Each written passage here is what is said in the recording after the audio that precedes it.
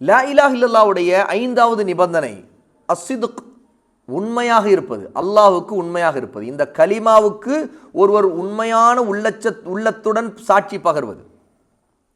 இதை சொல்லும்போது ஒருத்தர் வெறும் நாக்கில் மட்டும் சொல்லிவிடுவதில் அல்ல, உண்மையான உள்ளத்தோடு அவர் சாட்சி அளிக்க வேண்டும். அப்படி சாட்சி அளிக்காவிட்டால் அவர் ஒரு பொய் சொல்லுகிறார், அது பொய் சொல்லக்கூடிய நயவஞ்சகராக முனாஃபிக்காக இருக்கிறார் என்று அர்த்தமாகிடும். ஏன்னா முனாஃபிக்கள் தான் நாவளவில் மட்டும் அதை சொல்லிட்டு லா இலாஹ இல்லல்லாஹ் சொல்லிட்டு மக்கள்கிட்ட நடித்தாங்க, ரசூலுல்லாவோட நடித்தாங்க. அவங்களுடைய உள்ளத்தில் லா இலாஹ இல்லல்லாஹ் இல்லை, பொய் தான் இருந்துச்சு. உண்மையில் ஈமான் இல்லை, குஃபுர் இருந்தது.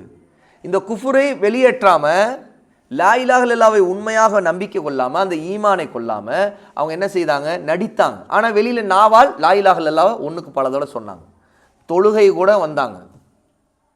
ஆனால் அவர்களுடையது எந்த நன்மையும் அளிக்காது. பாருங்க, அல்லாஹ் கூறுகிறான், وَمِنَ النَّاسِ مَن يَقُولُ آمَنَّا بِاللَّهِ وَبِالْيَوْمِ الْآخِرِ وَمَا هُمْ بِمُؤْمِنِينَ. மனிதர்களில் சிலர் இருக்கிறார்கள், அவர்கள் அல்லாஹ்வை இறுதி நாள் நம்பிக்கை கொண்டிருக்கிறோம் என்று கூறுகிறார்கள், ஆனால் உண்மையில் அவர்கள் அல்லாஹ்வை நம்பிக்கை கொண்டவர்கள் அல்ல. يُخَادِعُونَ اللَّهَ وَالَّذِينَ آمَنُوا وَمَا يَخْدَعُونَ إِلَّا أَنفُسَهُمْ وَمَا يَشْعُرُونَ. அவர்கள் அல்லாஹ்வையும் ஈமான் கொண்ட மக்களையும் ஏமாற்றுகிறார்கள், அவர்கள் தங்களை தவிர வேறு யாரையும் ஏமாற்றிக் கொள்ளவில்லை, அதை அவர்கள் உணர்ந்து கொள்ளவும் இல்லை.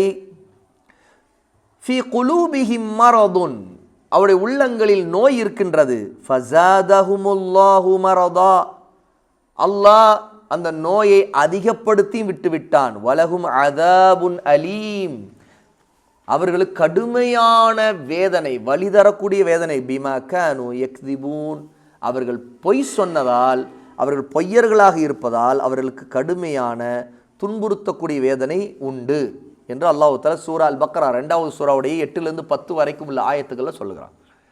அப்போது இந்த இடத்துல முனாஃபிக்குகளை அல்லாஹ் தஆலா கானு யக்திபூன், அவர்கள் பொய் சொல்லக்கூடியவர்களாக இருந்தார்கள்னு சொல்கிறாங்க.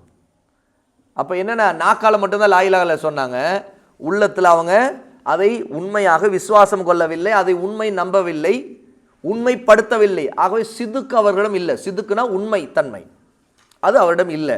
அப்போ லா இலாஹ இல்லல்லாஹ் சொல்கிறவர் உண்மையான சிதுக்கோடு சொல்லணும். அது இல்லாமல் சொன்னால் அல்லாஹ்விடம் அது ஏற்கப்படாது. முனாஃபிக்குடைய பண்பு அது. முனாஃபிக்கு தான் பொய் சொல்லுவான். ஒரு முஃமின் லா இலாஹ இல்லல்லாஹ்வை உண்மையாக மனதால் விரும்பி நம்பி புரிந்து அறிந்து உறுதிப்பாடு கொண்டு அதற்கு கட்டுப்படுகிற நிலையில் சொல்ல வேண்டும். நடிக்கக்கூடாது, போலித்தனம் பாசாங்கத்தனம் பண்ணக்கூடாது.